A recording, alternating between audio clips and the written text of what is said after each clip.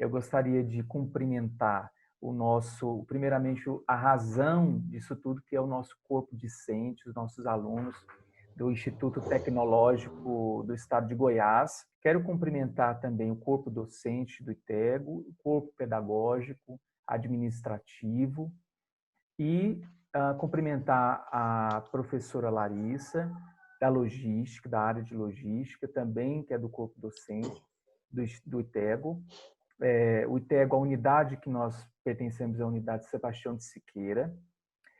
E cumprimentar principalmente o nosso convidado especial nessa noite, que é o professor César Meirelles.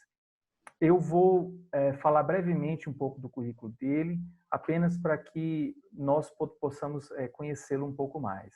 E o professor César Meirelles é graduado em administração e pós-graduado em marketing, né, também pela UP, Recife. É mestre em administração de empresas pela Universidade Federal da Bahia, diploma de conselheiro pela Fundação Dom Cabral, ex-docente de pós-graduação em planejamento estratégico, logística empresarial, executivo por 10 anos no Polo Petroquímico, executivo por 3 anos no governo do estado da Bahia, como superintendente da Promo Bahia e diretor da Ceplantec, mais de 24 anos de experiência como executivo nas áreas operacional e novos negócios de operações logísticas e portuárias, diretor do Departamento de Infraestrutura, DEINFRA, da Fiesp, da Federação das Indústrias do Estado de São Paulo, conselheiro do SESC-Senat, membro da seção 6 da Confederação Nacional de Transportes, CNT, sócio-diretor da Talentlog, consultoria, vice-presidente da Associação Latino-Americana de Logística, a Alalog, membro do Conselho Curador da FUNTRAN, Fundação Memória do Transporte, e diretor-presidente, CEO da ABOL, a Associação Brasileira de Operadores Logísticos. Então, o professor César Meirelles tem uma vasta experiência e é uma honra muito grande recebê-lo aqui conosco, viu, professor? Para nos dar a luz do conhecimento sobre a logística. Muito bom, fico muito feliz. Quero registrar essa felicidade já no início. Quero cumprimentar o professor Paulo, cumprimentar a professora Larissa. Em nome dos dois, eu estendo o meu abraço para todos os seus colegas docentes e certamente um abraço fraterno para todos os discentes, todos os alunos de vocês que nos acompanham, e externar essa alegria, porque a sala de aula é um lugar sagrado. Sim. E não tem alegria maior para um profissional de uma área poder compartilhar, estar numa sala de aula, ainda que virtual. Exatamente. Mas eu me sinto muito feliz de estar aqui e, sobretudo, falando sobre logística, falando para um público do centro-oeste do Brasil, Sim. a região nevrálgica do país. Eu tive a honra de assumir agora, não está aí nessa relação de atividades minhas, mas eu acabei de assumir a presidência do Conselho Centro-Oeste Export, que faz parte de um outro projeto chamado Brasil Export, e o nosso objetivo é conversar, dialogar, debater as questões fundamentais da região Centro-Oeste.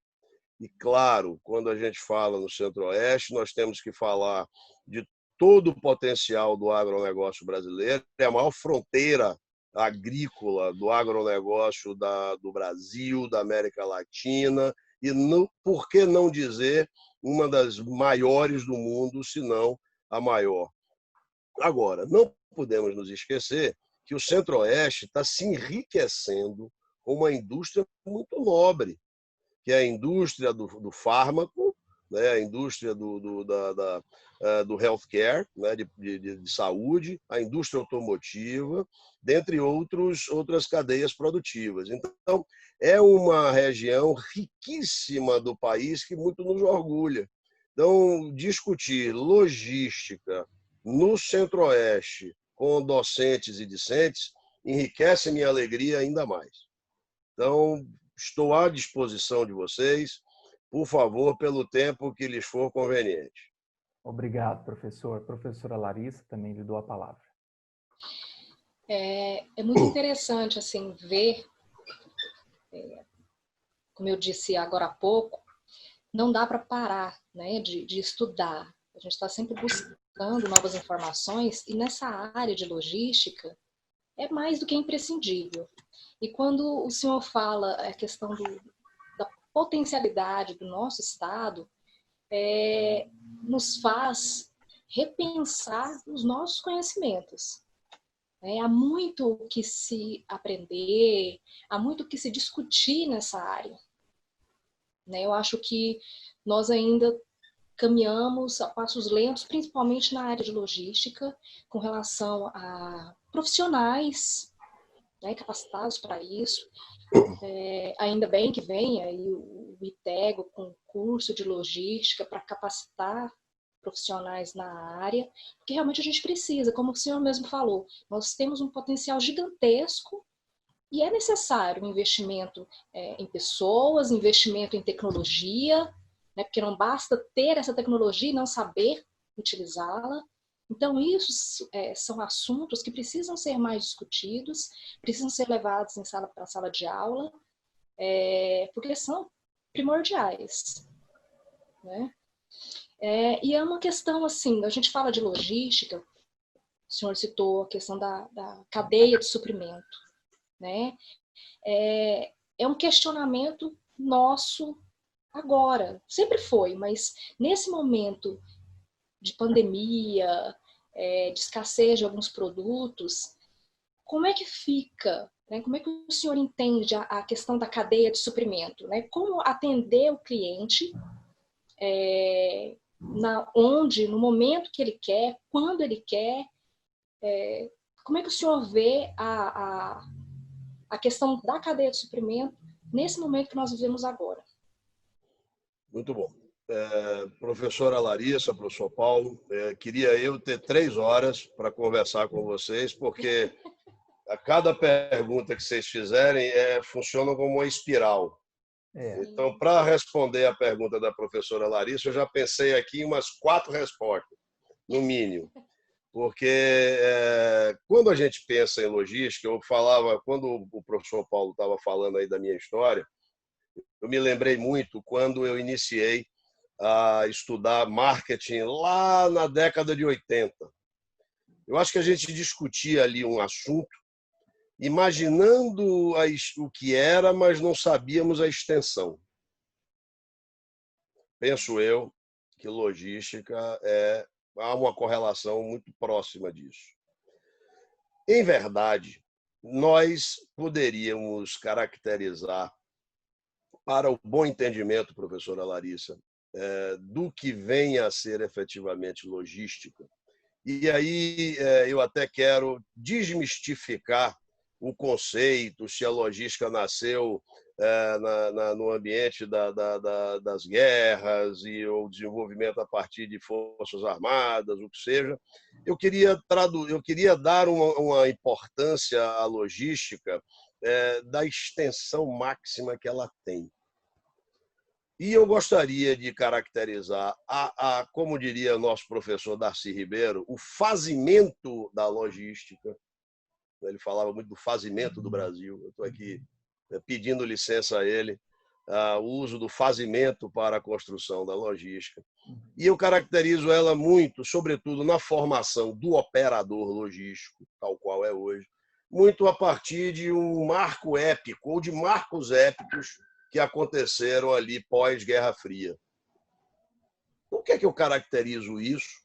E isso tem tudo a ver com a convergência que vai nos levar à pergunta da professora Larissa. Porque até o período da Guerra Fria, as economias elas eram muito fechadas. Os mercados eles se relacionavam domesticamente. Lembremos-nos que o Brasil era um país extremamente fechado.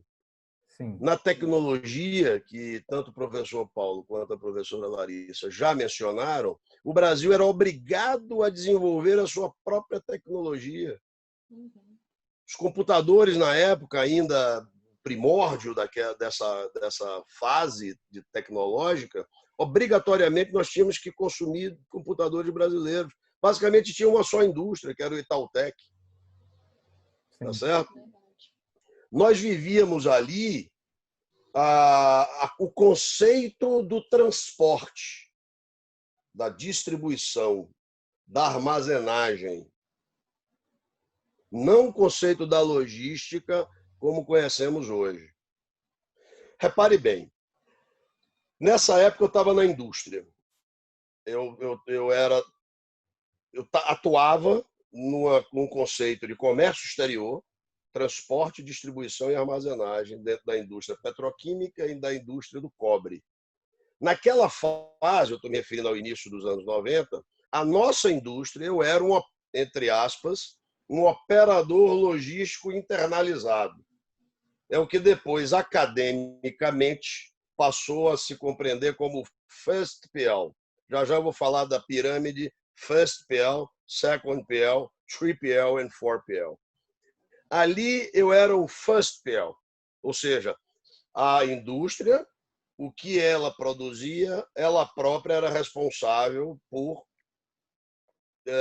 distribuir a sua produção, tá certo?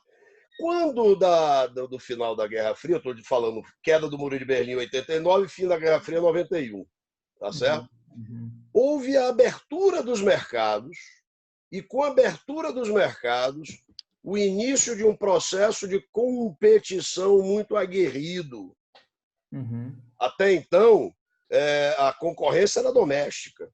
A partir da década de 90, eu começo a concorrer com os produtos de fora, mas eu concorro com a indústria de fora que vem para dentro do país. Com a concorrência muito forte, acirrada, acontece um fenômeno que no mundo inteiro foi conhecido de downsizing e reengenharia. O que significa isso? As empresas se depararam com a concorrência muito forte, precisavam enxugar para se preocuparem todas elas com a qualidade intrínseca dos seus produtos, uma melhor gestão de custo para concorrerem com aquilo que vinha do exterior. Dá-se, então, nesse downsize, nessa reengenharia, o outsourcing, ou seja, a terceirização. As atividades que estavam embarcadas, aquelas que não faziam parte do core business, ou seja, do coração da produção daquela organização, daquela empresa, eles terceirizavam, ou seja, colocaram essa atividade para os atores externos à empresa. Óbvio, transporte, armazenagem e distribuição não são core da indústria.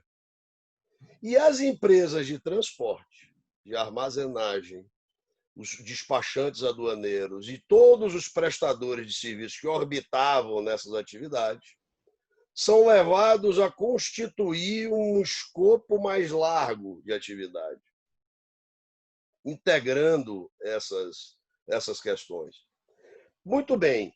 Lembrando que em 94 nós encerramos um período terrível da história econômica brasileira, que foi a inflação de 85%, 88% ao mês. Ora, professora Larissa, professor Paulo e todos os nossos queridos alunos que nos assistem, como você vai se preocupar com qualidade e preço e custo, na verdade, qualidade e custo, se você tem um imposto de 84% ao mês, que camufla toda a qualidade possível naquela cadeia produtiva? Tá certo? Muito bem. Zerando a inflação, constituindo-se esse novo ordenamento operacional. Aquelas empresas que faziam atividades isoladas da logística, second PL, transportador é second PL, um armazenador é second PL, uma ferrovia estrito senso é um second PL. passam a constituir um formato integrado para virem a ser o 3PL, Third Party Logistic Provider, ou seja, um provedor logístico terceirizado. Agora, tem fatos ainda épicos que se somam a esses dois. Fim da Guerra Fria, fim da inflação, que é a Constituição de 88. A Constituição de 88, ela permite que os serviços essenciais da logística, agora todo mundo já entende o termo logística e eu vou usar mais vezes, né, pudessem ser transferidos ao setor privado mediante processo licitatório. Ora, os nossos portos passaram a se modernizar, nossas rodovias se modernizaram, a ferrovia, que estava basicamente sucateada, começou a reintegrar um processo de modernização. Agora os aeroportos, recentemente, por conta de Copa e tudo mais, tá certo? E por aí vai, incluindo as telecomunicações, incluindo as questões relacionadas à energia. Tudo isso é infraestrutura, tudo isso está intrinsecamente ligado à infraestrutura logística. Tá certo? Muito bem. Com relação ao desenvolvimento da logística nas cadeias produtivas e nas cadeias de suprimento, no supply chain, né, eu gostaria de enfatizar que esta logística, ainda que primariamente tratada, sempre esteve a ela ligada e dela efetivamente se integrava a todas as outras cadeias produtivas como essencial que é. Então, a logística, professora Larissa e professor Paulo são doutores no assunto, mas vamos enfatizar isso para os nossos alunos, é essencial, é um serviço essencial para o fundamento do supply chain management e, como gostamos muito de falar, do supply chain value, ou seja, a cadeia de valor, mais até do que a cadeia de suprimento, porque já que a logística, você atua de ponta a ponta, da first mile, da primeira milha, até a last mile, a última milha, passando por todas as etapas da cadeia, tá certo? Nós entendemos essa cadeia como uma visão integrada de ponta a ponta. Aí eu acho que eu terminei por responder a professora Larissa.